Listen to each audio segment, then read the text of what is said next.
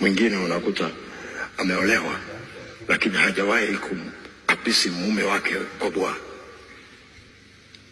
Anamwombea tu, lakini hajakabisi mume wake kwenye nafasi yake kama mume na kama baba wa watoto wake.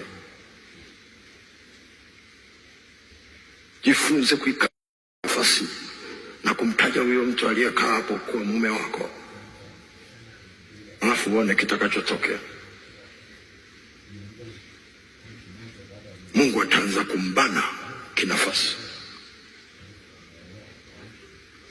Unajua hatuangalii nyumbani, hiyo ni nafasi.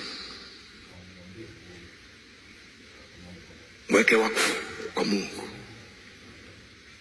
Sasa usitoke hapa alafu kasema Mwakasege alisema tukuweke wakfu.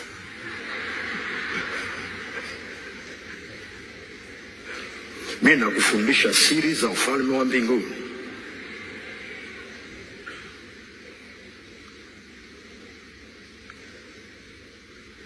Na akija kuniuliza kwamba ulifundisha, nasema kwa kweli nilifundisha. Wamekuweka wakfu.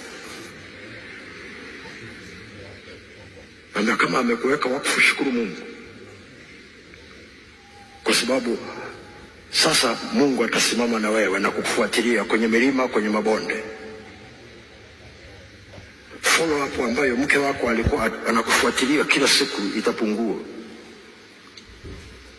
kwa sababu sasa mume wako anakaa kwenye hiyo nafasi pamoja na Bwana, pamoja na Roho Mtakatifu, kusimamia kusudi la Mungu lililowaleta kwenye hiyo ndoa pamoja, kusudi katika nyakati zile ambazo mko.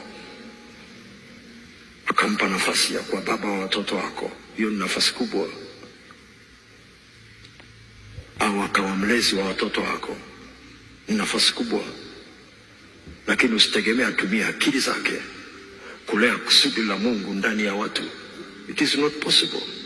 Lazima apate msaada wa Mungu kulea kusudi la Mungu ndani ya wale anaowalea. Bwana Yesu asifiwe. Bwana Yesu asifiwe. Hallelujah.